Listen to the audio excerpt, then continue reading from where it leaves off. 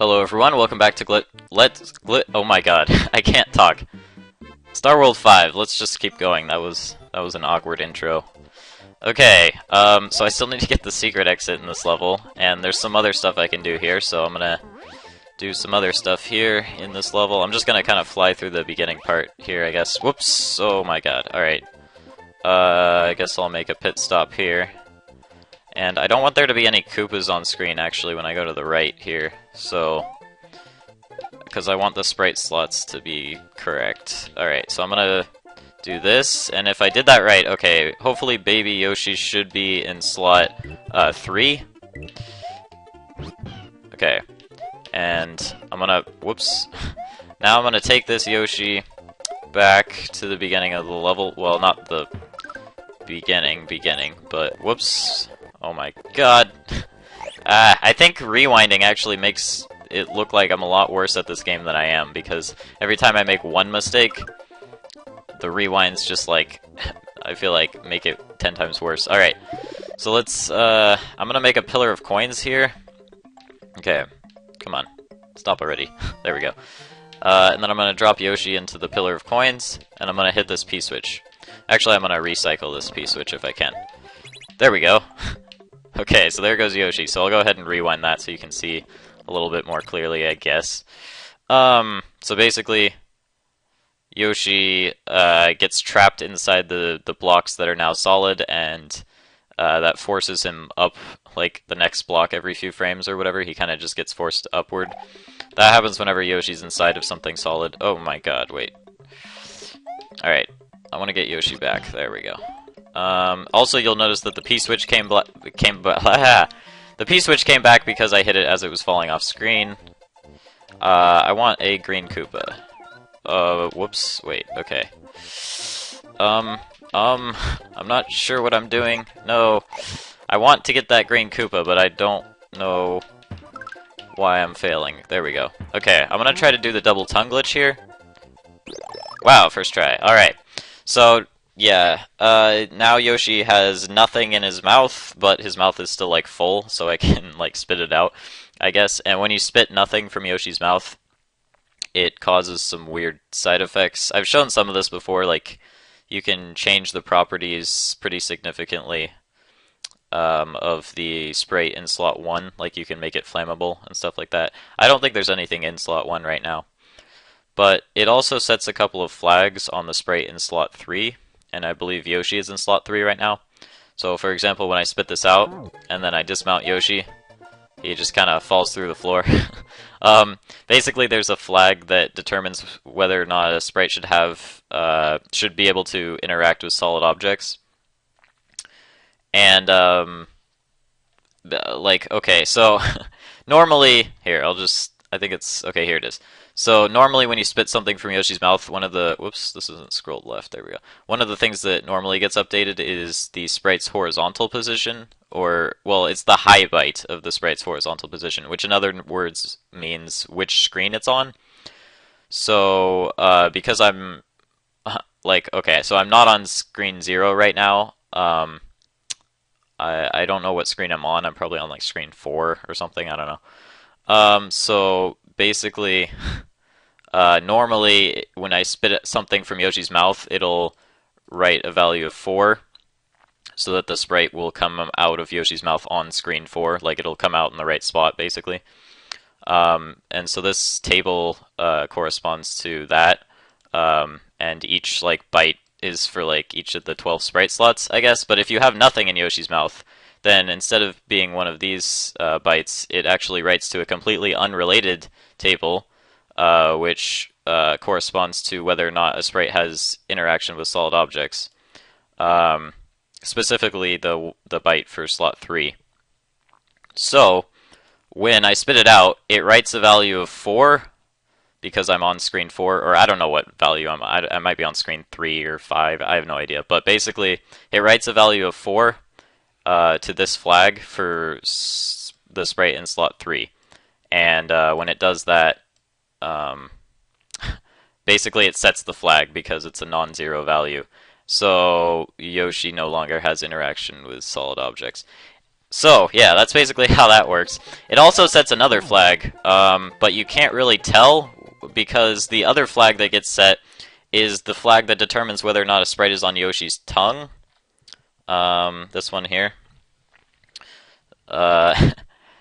It also sets that flag on the sprite in slot 3, but you can't really tell because all this flag does is it kind of changes a sprite's like hitbox, basically. Sorry. So like I kind of showed that before. Like if you tongue cancel a shell and then you kick the shell will kind of like go through the floor.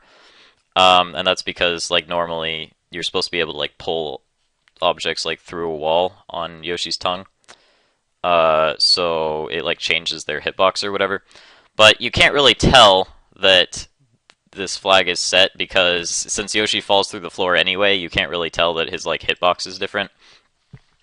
Although I actually could show it if I went back to screen 0. Hang on.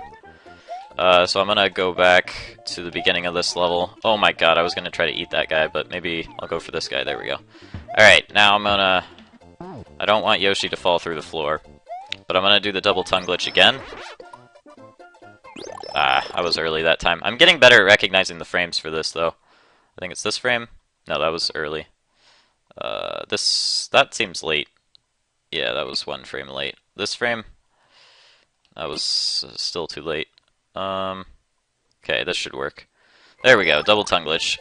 Okay, so now when I spit it out, because Yoshi is on screen 0, it's going to write a value of 0. And because the, like, the flag checks for a non-zero value, or whatever, it's actually not going to set the flag this time, so Yoshi will not fall through the floor. And he can still interact with solid objects. But it still sets the other flag that has to do with whether or not a sprite has entered Yoshi's tongue. So the game actually thinks that Yoshi is like on Yoshi's tongue right now, I guess. He's like on his own tongue. So it's actually, you can actually kind of tell based on, hang on. Wait, there's a certain frame where he kind of like, okay, wait, I saw it there. Okay, right here, he's gonna kind of, see how he kind of clips into the floor a little bit here? So, yeah, basically, like, the way he interacts with solid objects is kind of, like, different now. So, he appears to kind of clip into the floor a little bit, even when he's bouncing idly.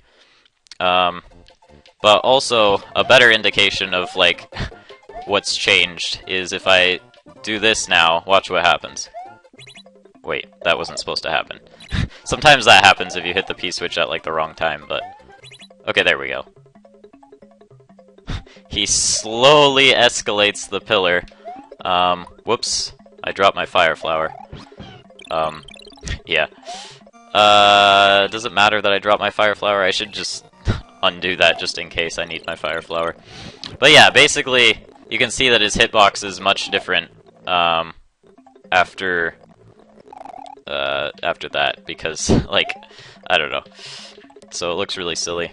Alright, now... Or, I don't know if it's his hitbox, I shouldn't call it his hitbox, but, like, the way he interacts with solid objects is, like, different. I don't think I'm gonna finish this level. I think I'm gonna run out of time. So, I still need to get the secret exit, and as I've said before, you normally need the, like, 4 switch palaces, as you can see up here, to, like, go across this path. But you can get up there without them, like... Well, okay. I'm just gonna start select because I want more time to do this anyway, because there's actually... you can get up there without the switch palaces and without a feather, if you know what you're doing. But I need... I'm probably gonna need a shell. Oh my god. Okay. Wait, yeah.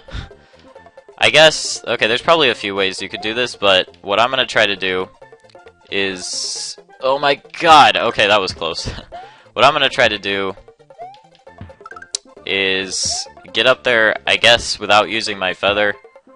How do I even set this up? I guess... Oh, right, I have earthquake powers. Whoops. Okay.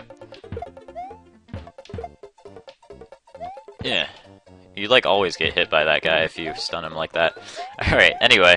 Alright, so... the problem is, okay, so the secret exit is way kind of like on the other side of these gray platforms. The secret exit is like directly above that. Like basically, it's like right above me, but it's off screen. And the camera in this level doesn't scroll unless you have like full running speed or if you're climbing on like a vine or something. But basically I need to be sprinting for the camera to scroll, and I actually can't get the secret exit unless the camera scrolls at least part of the way up, because if you go too high above the camera in this game, there's like this force that blocks you from going too high above the camera. You can go a little bit above the camera, but there's kind of like this artificial ceiling that blocks you from going too high. So I would actually not be able to reach the key and keyhole because the ceiling would like block me, I guess, before I got high enough. So I guess what I'm going to try to do is get the camera to scroll up by like flying. I don't really need to fly, but it would give me more time to like get myself in position here. And it's just like easier to deal with. Wow, I think I just lost all my speed. But basically I'm going to try to fly and then... Oh god. Okay, do this. Oh my god, I almost had it. Okay. So basically I'm going to try to... Okay, I'm too far to the right. I guess I need to turn sooner. This should work. Maybe. Maybe? Maybe! Don't hit the ceiling! No, I hit the ceiling. Okay. I need to turn even sooner than that. Okay, this should maybe... No, I still hit the ceiling. Okay, wait. Like right here. Just turn really sharply. Come on. Oh god, now I'm too high. I held jump too long. Yeah, when you hold jump in this game, you actually fall slightly slower. Even if you don't have a cape, you do... Your like vertical velocity does slow down if you're holding jump. It's kind of interesting. Alright, now... Oh, whoops. I didn't bounce very high. I think I wasn't holding jump when I bounced on it or something. It's weird. Okay, there we go. Wait, and then bounce off Yoshi. Oh my god. Yeah, that was kind of weird. You can get Yoshi up here without a feather as well. You could, like, I guess what you could do, you could either, like, wall jump and then do a shell jump, or vice versa or something. Maybe, I don't know.